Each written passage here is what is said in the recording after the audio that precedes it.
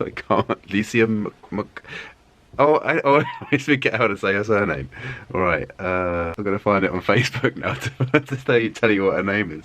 Alecia, I've known you for years and I don't know how to say your surname. Alecia Jane McWhirter. Sorry.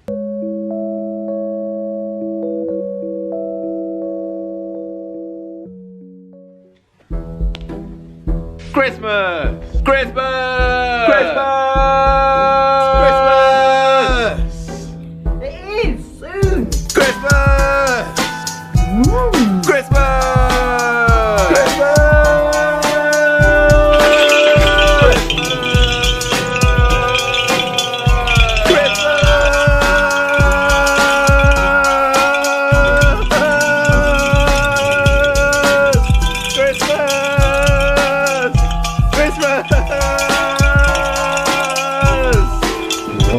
GMO.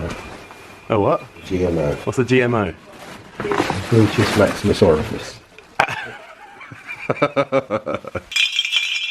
Welcome to this Christmas special Graham Collis Art vlog. I'm about to go to London to get my hair all Christmassy. So I thought I'd do a little bit of an unboxing special before I get on the train. Bubble wrap.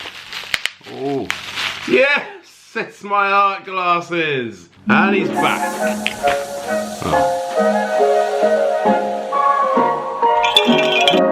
Oh, the weather outside is frightful, but the fire is so delightful. And The next station is Redbridge. Please let it snow, let it snow. Maybe the show signs of stop. so Redbridge is pretty scary. There's lots of people who are like sitting in dark alleyways by themselves, looking at me. I hope I make it there alright.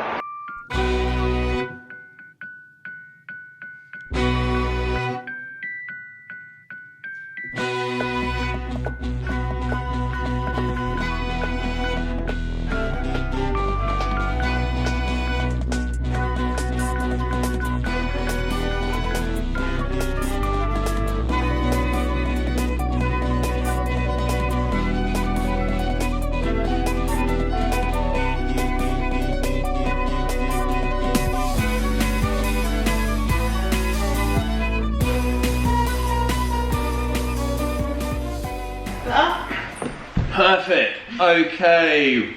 Hello everybody. I'll start again. Okay, so here I am. Okay, so here I am at Flint London. I've been looking forward to this for a couple of weeks now. So I've messaged these guys, Charlie and Taylor, who own Flint London. I messaged them a little while back when I was running the Keith Flint print competition, because obviously that it captured my eyes, and I had a little look at their stories and I saw what they were doing with hair, because like what they do with hair I consider is art in its own form, and you know, art does come in many forms, and I wanted to come and check out, see what they're doing here. Tell us a story about Flint London, what it's all about. Yeah, cool. So Charlie and I worked together a couple of years ago for a good amount of time. And Charlie was my manager at the time. Yeah, we got made redundant. We didn't know what other salon to work in, because what we sort of like stood for wasn't about in any other places.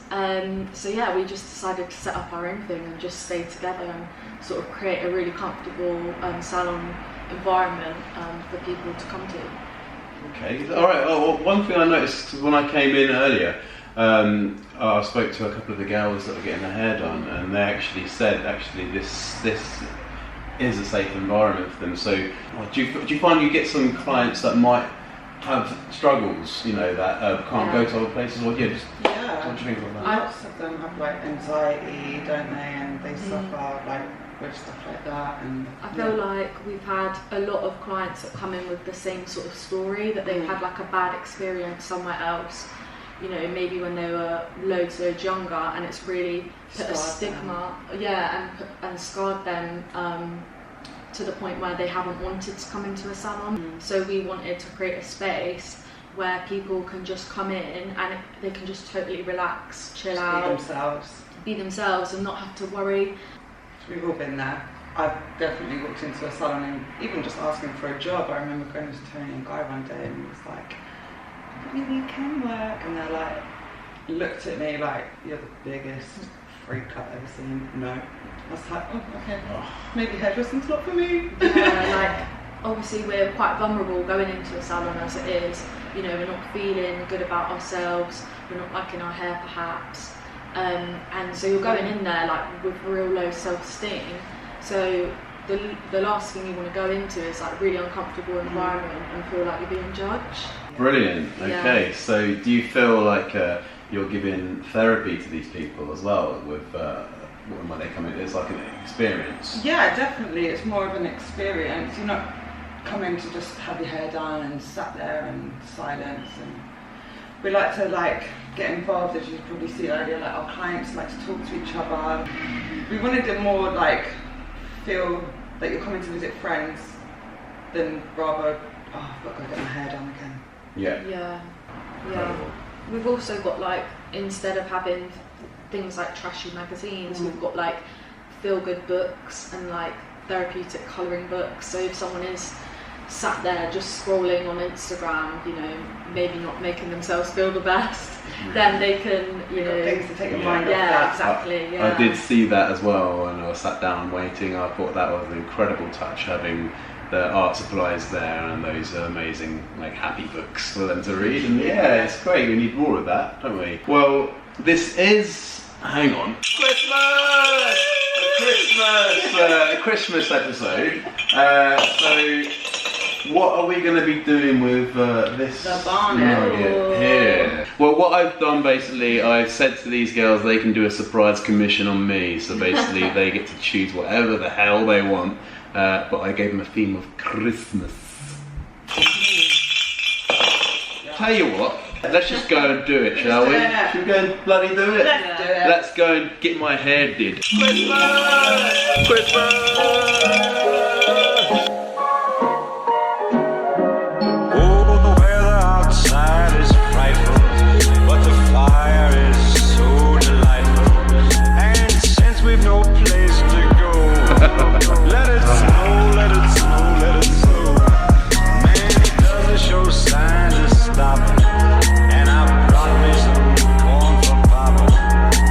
The lights are turned way down low. Let it snow, let it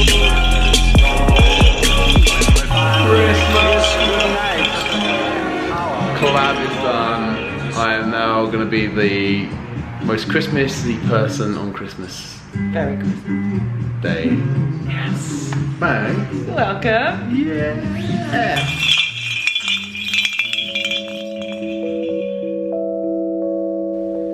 So I met Alecia in Newquay. She used to work at a bar in Newquay called The Central, and she used to give me pints. Many pints. So this is a surprise commission, but it's guided. She wants me to paint some images of her best friends, her little doggos, and her best friend, her partner Jordon. So Alecia shared a story with me, and it was very touching, very open, very honest, and she wants to share it with you guys, which I think is very brave of her. And yeah, here's Alecia's story. My mum was diagnosed with cervical cancer in 2016. It wasn't so severe at first, but I still did everything in my power to deny it or push it out of my head. Not only because I didn't want to accept it, but also because I didn't think in my own head I could handle it. I ended up going away travelling, and in Portugal I met Bowie, my small doggo. He changed my life instantly. He was so sweet and innocent, but he had nowhere to call home. He made me realise that it was all going to be okay, and that I needed to be there for Mum. After all, she was the one battling cancer, right? After a real fast adoption, he was mine, and he came to Cornwall not so long after I left Portugal. Oh, thank you, Dad. I've got a little pudding from my father. Thank you very much. What have we got in here? What's in here? Ice cream, strawberry, grapes. Lovely! Chuck the spoon in. Thanks, Dad. Yes! Mum's cancer got worse, and through the months, multiple trips back and forth as she lived up north and I was in Cornwall. In October 2018, her battle was lost. She took her last breath with all 5 of us children wrapped in her arms. Now, after that, I didn't know how to carry on. I went mute for a day, and I couldn't get my head around the fact that my mum actually wasn't here anymore. My own mother. Not somebody else's, mine. It's the kind of thing that you never imagine. My father abandoned me at the word pregnancy, so it's only ever been mum, and it never needed to be anyone else, but now she's gone. Luckily though, I have Bowie and Jordon. It's a god-awful small affair to the girl with the mousy hair.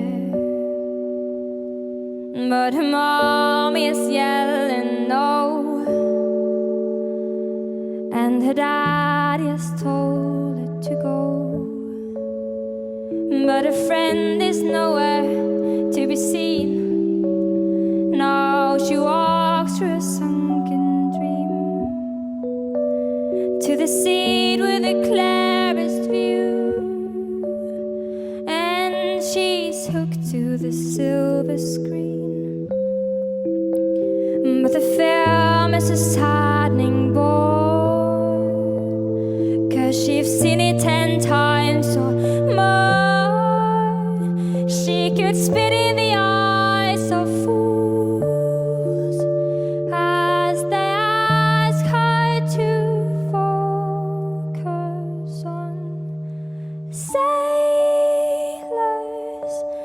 fighting in the dance hall. Look at those cavemen go. It's the freaky ass show.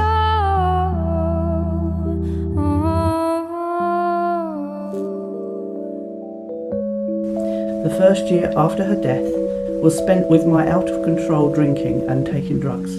Jord was so patient through it all and was always by my side. Jordon suffers from manic depression, so it must have been so hard for him to see me do that to myself. Then came around the first Mother's Day without her. I took a lot of Valium. I went out, I got blind drunk, I got in a state.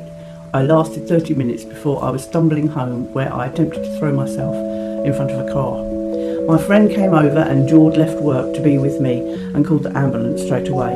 The whole time Bowie was kissing me and cuddling me. He was so sad. I've not got into an uncontrollable state since that Mother's Day, and that's because I'd seen what I was putting the people closest to me through. Sailors fighting in the dance hall. Oh man, look at those cavemen go. It's the freaky ass show.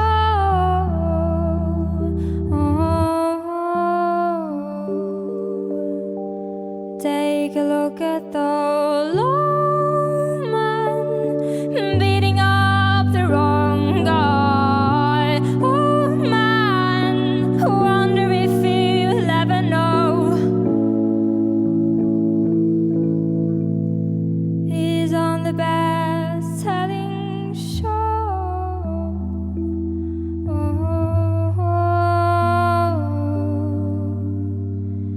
Is there a live one?